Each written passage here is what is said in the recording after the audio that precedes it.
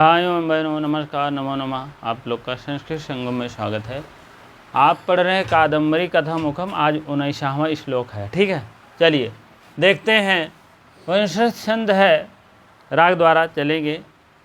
जतौ तो बंधत मुदीरितम जरौ, जतौ तो बंधत मुदीरितम जरौ, सरस्वती पाण सरोज संपुटः, प्रमेष्ट होमाश्रंसीकरंभसः, यशो अशु शुक्लीकृत समतविष्टपा, तथा सुतो बाण इति व्यायजत। सरस्वती पाणे, सरस्वती में सरस्वती जानते हैं, पढ़ाई में सरस्वती बहुत योगदान होता है, संस्कृत में विशेषकर। ठीक है, पाण मीन अपने हाथों से, पाण मीन हाथों से, सरोज, सरोज मीन जल, पसीना, पसीना यहाँ ले लीजिए। ठीक है, संपुट प्रमिष्ट होम श्रम सीक राम्भस, सीकर आम्भसः। ठीक है, तो यहाँ होम मीन होम आदि, हवन जिसको कहते हैं, होम मीन हवन, श्रम मीन हवन के द्वारा, जो हवन होता है, हवन के द्वारा धुआं निकलता है, हवन करने से श्रम से उत्पन्न पसीने, हवन के द्वारा जो श्रम किया गया है और श्रम के द्वारा उत्पन्न पसीना, उत्पन्न पसीना, आरंभ मीन पसीना, प्रमिष्ट मीन होता है बोध, प्रमिष्ट मीन बूंद। कहने का मतलब जो हवन किया जाता है, जैसे हवनाग्नि है, उसमें हवन किया जाता है, उससे निकलता है धुआं, धुआं जब निकलता है पसीना भी हो जाता है, तो वही धुएं से और पसीने से, उस पसीने को कौन पोंछती है? सरस्वती पोंछती हैं। कौन पोंछती हैं? सरस्वती। वही लिखा गया, सरस्वती के दोनों करबिंदों से पोंछे गए, सरस्वती के पाण पसीना संपुट पोंछे गए, और श्रम से उत्पन्न पसीनों बूंदों के जल वाले, और ये श्रम से उत्पन्न पसीनों के जल बूंद वाले। यशः, यशः, यशा मीन अपने यश को प्राप्त किरणों के, शुक्लीकृत किरणों के, साप्त मीन सातों, लोक मीन विविष्ट लोक, धवलित, धवलित मीन धवल होना, करने वाले उन चित्रभानु से बाण नामक पुत्र उत्पन्न हुआ। अब ये समझ लीजिए, चित्रभान की वर्णन के द्वारा बाण की उत्पत्ति हो रहा है। कहने का मतलब अब क्वेश्चन आएगा, सरस्वती किसका पसीना पहुँचती थी? चित्रभानु। सरस्वती और चित्रभानु, चित्रभानु का पसीना पहुँचती थी सरस्वती, वही बात है। और वही कह रहे हैं, जो सरस्वती हवनवान आग से निकलता है धुआं, धुएं से पसीना होता है, उस पसीनों को सरस्वती माता पहुँचती थी। और वही किसका पहुँचती थी? चित्रभानु का। और वही चित्रभान से कौन उत्पन्न हुए? बाण, महाकवि बाण की उत्पत्ति हुआ। ततः सुतो, सुतो माने पुत्र, बाण, इत मीन इस प्रकार, व्यायजायतः, व्यायजायतः मीन उत्पन्न हुए, उत्पन्न हुए। ठीक है, यशा मीन यश के द्वारा, यशः था, यशः। आज शुक्ली, यहाँ जो हुआ है, यहाँ पूर्व रूप स्वर संधि हुआ है। ठीक है, इसके पहले कहानी जान लीजिए। यशः था, हस्य च से इस विसर्ग का सा हुआ, रा हुआ और रू हुआ, आय और ऊ मिल करके ओ हो गया। ठीक है, ओ हो गया, तब जाके ओ हो गया, तब अगर आगे स्वर है अतोर उरत पुलुताद पुलुते सूत्र से हुआ, अगर स्वर नहीं है, हस प्रत्याहार का वर्ण है, तो आप समझ लीजिए जो है हस प्रत्याहार हस च से सूत्र से लगा। ठीक, यहाँ पूर्व रूप अतोर उरत पुलुताद पुलुते पहले लगा, तब पूर्व रूप बाद में लगा। अशुक्ली, आशु शुक्लकृत, शुक्लकृत सप्तमीन सात, विष्टपा सप्तमीन सात, यश की जो किरण होती है, शुक्ल मीन किरण, किरण होती है, किरणों में सात को धवलित, धवल, धवल मीन एकदम सफेद। ठीक है, ठीक है,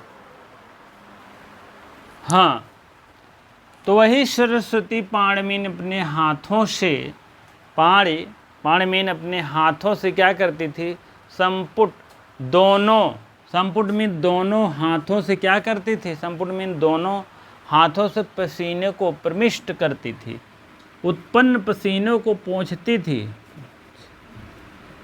थी उत्पन्न जो पसीना हवन के श्रम से उत्पन्न होता था पसीना, वह क्या करती थी, सरस्वती माता पूछती थी। और किस किस जो है पसीने थे, ततः मीन वह चित्रभानु, ततः मीन वह, यहाँ प्रोनाउन हो गया है, आप जान लीजिएगा। ततः मीन वह चित्रभानु को क्या करती थी, पोंछती थी। अभी आप अन्वय में आएंगे, देखें, सरस्वती पाणि सरोज संपुट प्रमिष्ट होम आरंभस, तो ऐसे है सरस्वती, यही लाइन है, लेकिन अंत में यह शुक्ली तब, ततः मीन उसी से बाण, बाण जो है इनके पुत्र की उत्पन्न हुए, उत्पत्ति होती है। ठीक है, तो कहने का मतलब है, आप लोग देखेंगे, सरस्वती पाण सरोज संपुट, सरस्वती अपने दोनों हाथों से जिसका पसीना पहुँचती थी, प्रमिष्ट मीन पहुँचती थी, हवन मीन हवन श्रम के द्वारा उत्पन्न, आरंभस मीन पसीना जो उत्पन्न होता था उसको पहुँचती थी। और क्या है, दूसरी विशेषता ये है, यसा आसु शुक्लीकृत, शुक्लीकृत मीन जो किरण उत्पन्न होती थी, सातों किरण जैसे सूर्य को उत्पन्न हो रही है, वैसे इनका भी धुएं से उत्पन्न होती थी। वह संसार के सब, संसार में जो जन्मे थे चित्रभानु, और उन्हीं के पुत्र जो कौन है, बाण की उत्पत्ति हुआ। ठीक है, कितने बहुत बड़ी बात की, अतिशयोक्त अलंकार है, क्योंकि यह सरस्वती के जो पाणी हैं, हाथों के द्वारा जो सरोज पसीना पोंछा जाता है इनका, तो यह क्या है, अतिशयोक्त अलंकार है, इसी के कारण जान लीजिएगा। यह लाइन बहुत बहुत इंपॉर्टेंट है, जान लीजिएगा। यह लाइन आपका सूक्त वाक्य बनता है, पीजीटी में उससे आता है, पीजीटी यूजीसी नेट में। ठीक है, पूछा जाता तथा से क्या तात्पर्य है, चित्रभानु है। और सूत बाण की उत्पत्ति व्याजता मीन बहाने हो जाएगा, लेकिन यहाँ उत्पन्न हो जाएगा। ठीक है, और किसके कारण संयुक्त अलंकार हुआ, क्योंकि सरस्वती पाण सरोज संपुट और प्रमिष्ट करती हैं, हाथों से पोंछती हैं। ठीक है, इसी टाइप में सरस्वती के दोनों कराबिंदों से पोंछे गए हवन करने से श्रम उत्पन्न पसीने की बूंदों से जल वाले अपने यश की किरणों से सातों लोकों की, अपने यश की किरण जो है, अपने यश की क्या है, यश की किरण है। और सप्त विष्टपा मीन सातों लोकों की, सातों लोकों माने संसार की, सातों संसार मीन सातों लोकों की धवलित करने वाले, धवलित माने एकदम धवल करने वाले, स्वच्छ करने वाले, शुक्लीकृत माने शुक्लीकृत, किरण से धवलीकृत यहाँ आ जाएगा, धवलीकृत, हाँ शुक्लीकृत है, धवलीकृत हो जाएगा, करने वाले उन चित्रभानु, उन यह चित्रभानु से बाण नामक पुत्र उत्पन्न हुए। पूरी बात समझ में आ गई होगी। ठीक है, इस श्लोक में बाण की उत्पत्ति होती है, और किसके द्वारा, ततः मीन वही चित्रभानु के द्वारा, जान लीजिएगा, वही चित्रभानु के द्वारा इनके बाण की उत्पन्न होती है। और इसमें आप समझ लीजिए कुबेर के मुख में निवास करती थी कौन? एक क्वेश्चन लिख लीजिए, मतलब एक लाइन में, कुबेर के मुख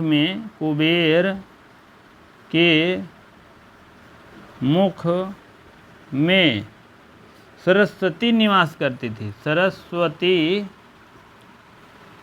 निवास करती थी। और पहले पॉइंट। दूसरा पॉइंट ये है चित्रभानु के क्या करती थी? पसीना पहुँचती थी। चित्रभानु के मस्तक पर सरस्वती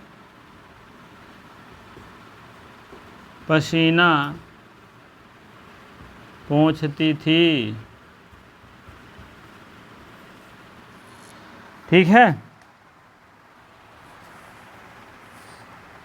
और यहाँ सप्तलोक दिखाया गया है, थोड़ा सा लिख लीजिए। अतल बितल सुतल। अतल बितल सुतल 3 हो गया, 7 है। अतल बितल सुतल तलातल तलातल तल रसातल।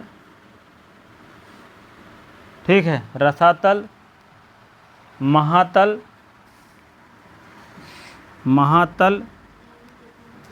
पताल और पृथ्वी। 7 हो गया। 1 2 3 4 5 6 7 8 आठवां पृथ्वी है, ये है। ठीक है।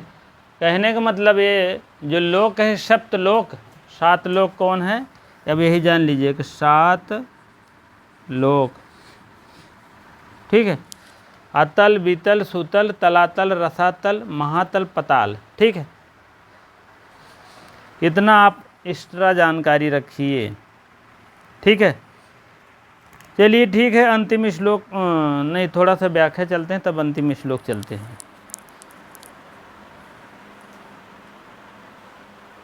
हाँ, टिप्पणी देखेंगे। सरस्वती पाण सरोज संपुट, यहाँ तक ले लीजिए। जिनके होम करने के श्रम से निकली हुई पसीने की जो बूंद होती है, वह सरस्वती अपने कर कमलों के द्वारा पहुँचती थी। ठीक है, चलो। पाणि सरोजौ उपमत समास। सरस्वत्यः पाणि सरोजौ षष्ठी तत्पुरुष समास। तयोः संपुटम षष्ठी तत्पुरुष समास। यशः अशुक्लकृत, जिन्होंने अपनी कीर्ति की किरणों से 7 भुवनों को उज्जवल कर दिया। ठीक है, 7 लोक हैं, अतल बीतल सुतल तलातल रसातल पताल महातल। ठीक। और कुबेर जो है, पहला पॉइंट ये है, कुबेर के मुख में सरस्वती निवास करती थी, लेकिन यहाँ चित्रभान के मस्तक पर सरस्वती पसीना पहुँचती थी। यह दोनों बड़े पॉइंट की बात है, आप लोग अवश्य ध्यान दीजिएगा। चलिए अगले श्लोक की तरफ बढ़ते हैं, और अंतिम श्लोक है। ठीक है। हाँ, अगला श्लोक है और अंतिम श्लोक है। महाकवि बाणभट्ट का जो पैतृक वर्णन चल रहा है इनका, और अंतिम वर्णन है, जान लीजिएगा। ठीक है। जतौ तो बंधस्तमुदीरितं जरौ, जतौ तो बंधस्तमुदीरितं जरौ, जुदुजेन तेनाक्षतकण्ठकौण्ठया, महामनोमलिमसन्धया, अलब्धवैदग्धविलासमुग्धया, धिया निवेद्यमति द्वयी कथा। द्वयी कथा। अब द्वयी कथा कौन है? एक है बृहत कथा वासदत्ता, बृहत कथा और वासदत्ता, दो कथा के बरोबर आप समझ लीजिए यह कादम्बरी रची गई है। अब दो कथा कौन कौन है? गुणाढ़, गुणाढ़ की दो कथा और सुबंधु की वासदत्ता, और बृहत कथा किसका है? गुणाढ़ के है, और वासदत्ता किसका है? सुबंधु की है। यह दोनों कथा के टक्कर में यह कादम्बरी है। यहाँ लिख दीजिए बाण, ठीक है। कादम्बरी रचना रची गई है इस दोनों कथा के टक्कर में। वही तो कह रहे हैं, उस ब्राह्मण ने नष्ट ना हुई कंठकुंठा से, महान हार्दिक अज्ञान से मलिन अंधी और विदग्धता के काल को न प्राप्त करने के कारण अलब्ध बुद्धि के द्वारा दो कथा वासदत्ता को मात देने वाली यह कथा रची है। ठीक है, चलिए। दूजेन तेनाक्षत कंठ कौंठया महामनोमोमलीम संध्या अलब्ध वैदग्ध विलास मुग्धया धिया निवधेयमति द्वयी कथा, धिया निवधेयमति द्वयी कथा। धिया मीन आपकी बुद्धि, आपकी बुद्धि को क्या करूं मैं? आपकी बुद्धि का मतलब महाकाव्यवाण के बुद्धि को हम कितना प्रशंसित करें, कितना हम उनको उनके विषय में व्याख्या करें, कोई ऐसा नहीं है। कितना जितना ही व्याख्या करेंगे उतना ही कम है। निबद्धये मति द्वयी कथा, द्वयी कथा से तात्पर्य ये है, आप लोग लिख लीजिए बृहत कथा और वासदत्ता द्वयी कथा। मति मीन मात देने वाली, निबद्ध माने इसी से संबंधित जुड़ी हुई यह दो कथा बुद्धि को मात देने वाली कथा है। ठीक है। दुजेन तेनाक्षत कंठ कौंठया, दुजेन माने उस ब्राह्मण, दुजेन माने दुज मीन होता है ब्राह्मण दूरबा, ठीक है, जिसका दो बार पैदा होता है, मतलब दो बार उत्पत्ति पैदा जाना जाता है। एक बार तो जन्म होता है, दूसरा आप समझ लीजिए यज्ञोपवीत संस्कार विवाह के पहले होता है, उसी से उनका दो जन्म होता है। दूरबा भी ऐसी टाइप में दो बार माना जाता है। चलिए, दुजेन मीन ब्राह्मण के द्वारा, तेन माने उस ब्राह्मण के द्वारा, अक्षत कंठ मीन गले, कौंठ या उस गले उस ब्राह्मण ने नष्ट ना हुई, तेन अक्षत ना नष्ट हुई कंठ की कुंठा,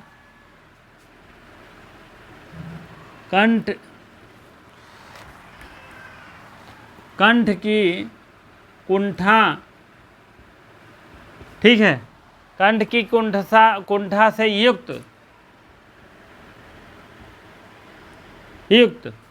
युक्त होकर के महान हार्दिक, महामनो मतलब महान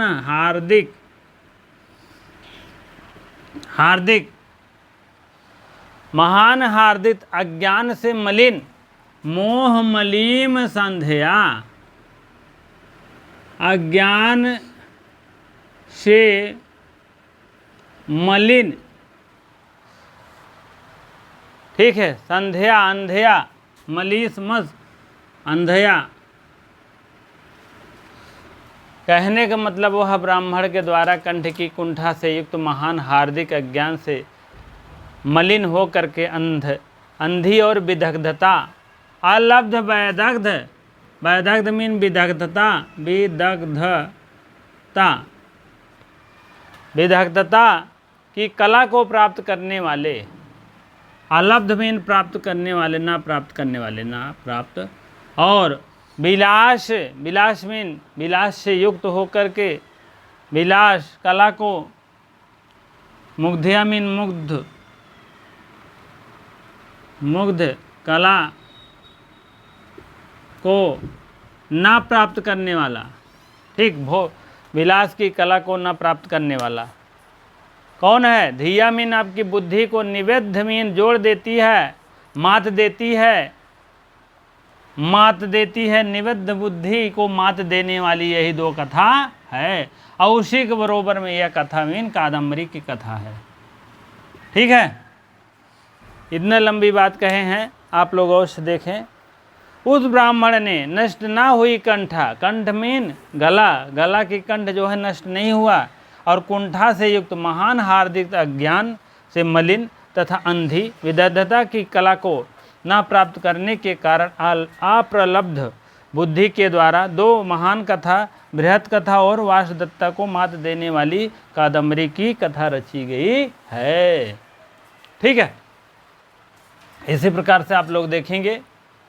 दुजेन छत दुजेन तेना क्षतकंठ कौंठया, महान मोह मलीम संध्या।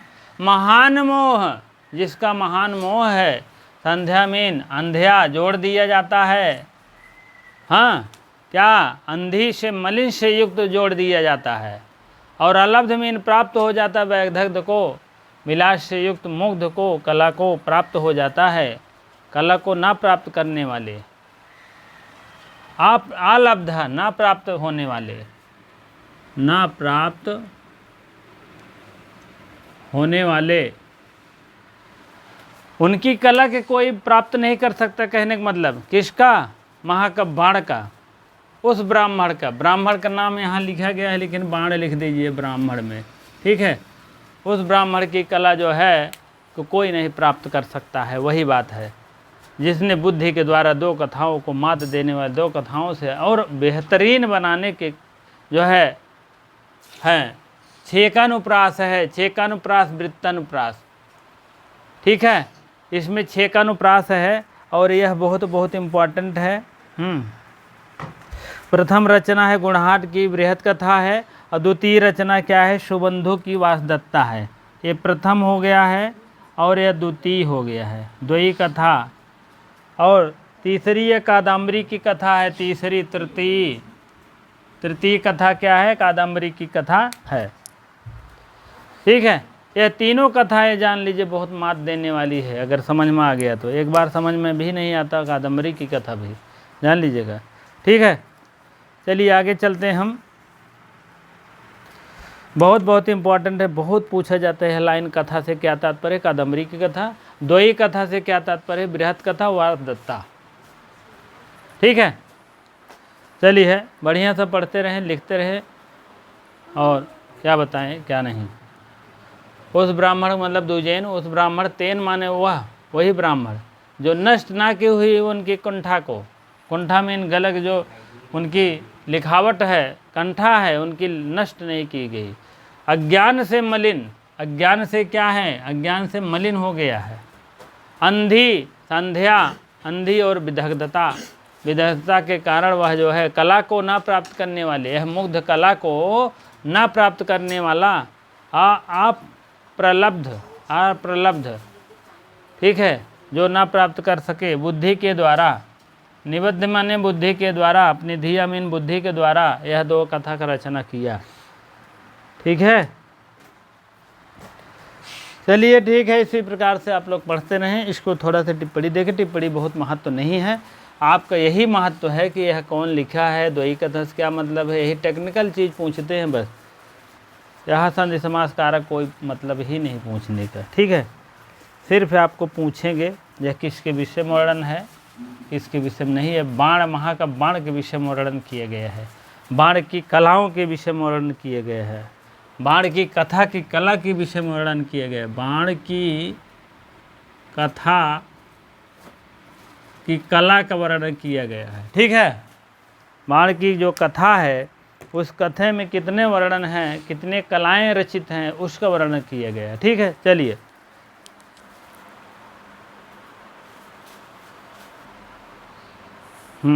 चलिए व्याकरणात्मक टिप्पणी चलते हैं।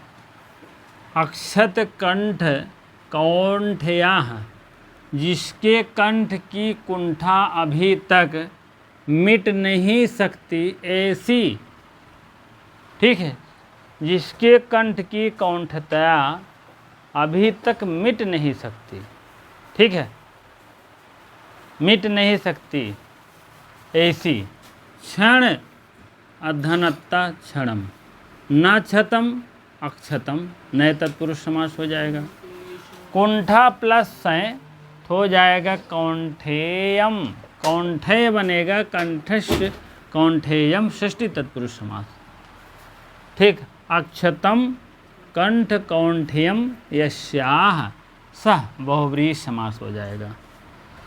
महामनोह, महामनोह मलीम सांध्यः, महती चित्त विलक्षता के कारण मलिन।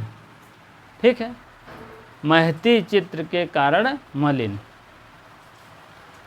मोह, मोह के देखें, मुँह धन घई, घई का शेष रहता है और पुल्लिंग में बातें होती है, मुँह बन जाता, मुँह से मोह बन गया।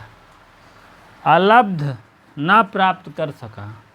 वैदग्ध विलास मुग्धया, विद्वता के कौशल को ना प्राप्त करने के कारण मुग्ध।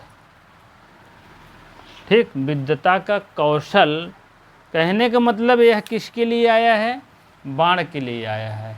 बाण की विद्वता के कौशल कोई भी प्राप्त नहीं कर सकता है, उसी के कारण जो है बातें हो रही है।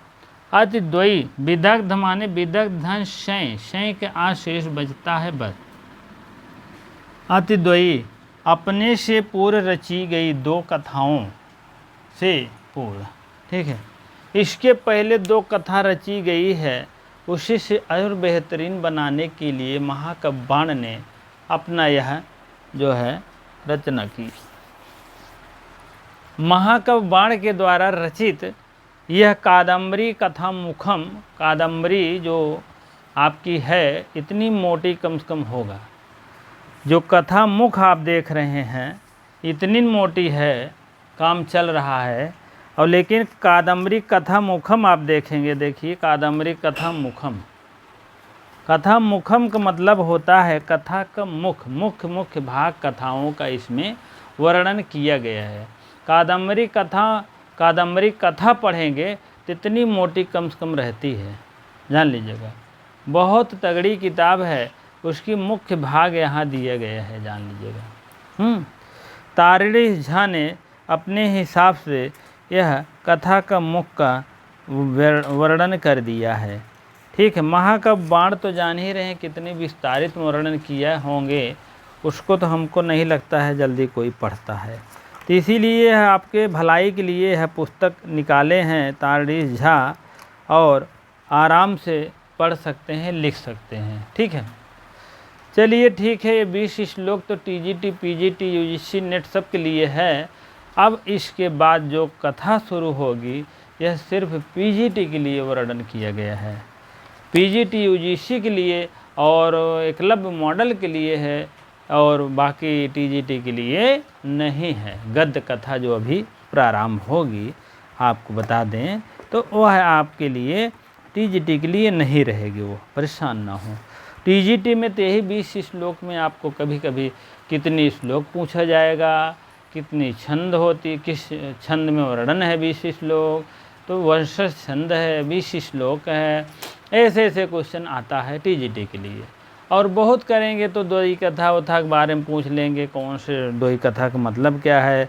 बहुत टाइट क्वेश्चन होगा टीजीटी के लिए, तब नहीं बहुत ज़्यादा अंदर से क्वेश्चन नहीं पूछते हैं, पीजीटी के लिए पूछते हैं। पीजीटी में तो एक रत्ती रत्ती कहीं से भी पूछ लें, हाँ, पसीने कौन पहुँचता है, बाण की उत्पत्ति कैसे हुई। अब देखिए सबसे पहले इसमें पेज 25 नंबर में शूद्रक वर्णन दिए गए हैं। अब शूद्रक कैसे वर्णन है, राजा शूद्रक रहते हैं, उनके विषय में अपना जैसे ही सुबह सुबह उठते हैं एक चंडाल कन्या जो है लेकर आती है। ठीक है, चंडाल कन्या लेकर आती है। क्या लेकर आती है? तोता लेकर आती है।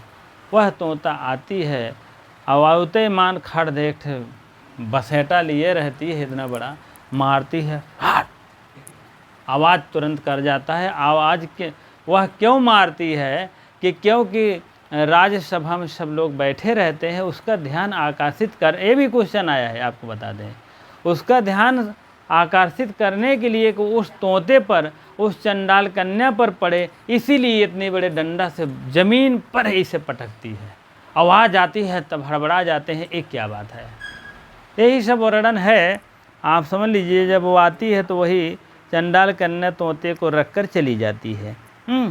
उसके बाद राजा शूद्रक जो है कहते हैं भैया अब हमारा नहाने और खाने का टाइम हो गया है, अब इसको अभी तो रुको, इसको कुछ खिला पिला दो, अभी हम नहा वहा लें, स्नान ध्यान कर लें, तब आराम से बैठते हैं, तब इससे पूरी बात पूछेंगे क्या कहानी है क्या नहीं है।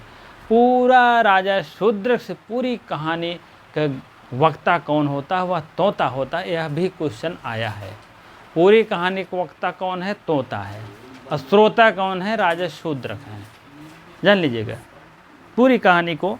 और यह विदिशा का वर्णन है, और विदिशा नगरी है, वहीं पर राजा शूद्रक रहते हैं। चलिए, जब इसके बाद हम पढ़ाएंगे तो हम इस पर लिख कर तो पढ़ाना बहुत असंभव की बात है, क्योंकि बहुत मोटी बुक है। इसको हम डायरेक्ट फ़ोटो ले लेकर के उसमें पढ़ा देंगे। जिसको पढ़ना रहेगा पढ़ेगा, नहीं पढ़ना रहेगा मत पढ़िए। ठीक है, ये भी बात है ना, अच्छी चीज़ समझ में नहीं आती है।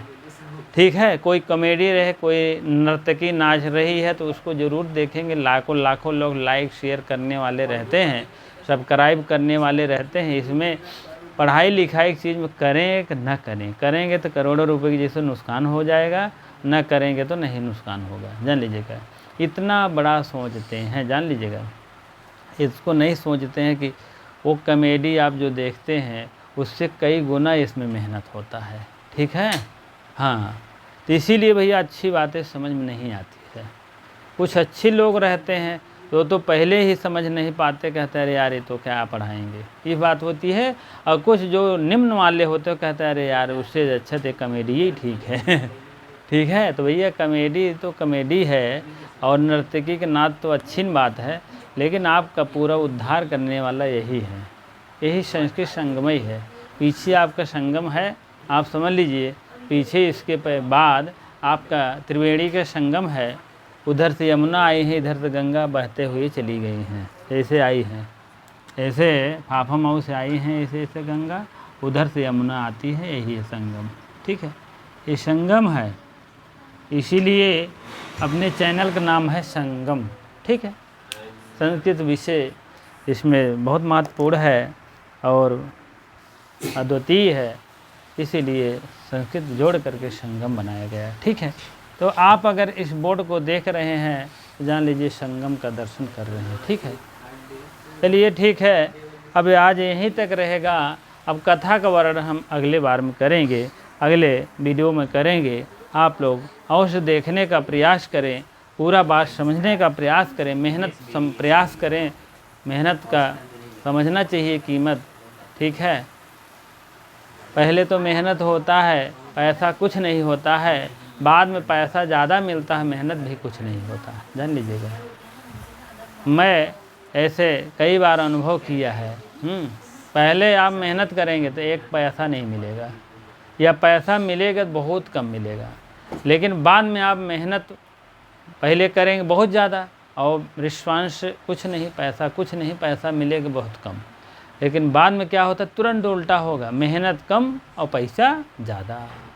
ठीक है, समय आता है तो बहुत ज़्यादा नहीं समझाना है। आप लोग खुद समझदार हैं, संस्कृत विद्यार्थी हैं, आप लोग लाइक शेयर अवश्य कर दिया करें, कमेंट कर दिया करें, जो हो सके तो अच्छा कमेंट करें। चलिए ठीक है, यहाँ ऐसा नहीं कमेंट सुनने के बैठा हूँ कि हम फ्री में पढ़ा भी रहा हूँ, आपका उल्टा सीधा कमेंट भी सुनो, ये सब की हमारी बस की बात नहीं है। हाँ हाँ, आप देखो या ना देखो, लाइक करो या ना करो, कुछ मत करो, ठीक। मेरी शौक़ है, पढ़ा रहा हूँ, बस यही इतना है, ठीक है। मैं ऐसे उल्टा बोलता हूँ समझ में आ जाए अच्छी बात है, नहीं तो ज्ञान की बात तो पहली बार समझ ही नहीं आवत। 25 दरी दौड़ी हैं, 10 दरी दौड़ी हैं, तब जाकर उनको एकाध दरी समझ में आ गया, नहीं तो वो भटकते हैं। नए नए जो होते हैं उनका भटकत है, हर चैनल भटके हैं, वो पूरा तीनों लोग दई हैं तब जाके एक चैनल पकड़ी हैं, तब जाके पैसे वैसे जहाँ खर्चा करी हैं बढ़िया सब, कहीं हाँ ये अच्छा बा, ठीक है। तो इसीलिए बहुत ज़्यादा समझाने की बात नहीं है भैया, जो आपकी इच्छा है आप करिए, ठीक है। बहुत बहुत धन्यवाद इतनी देर आपको बने रहने के लिए।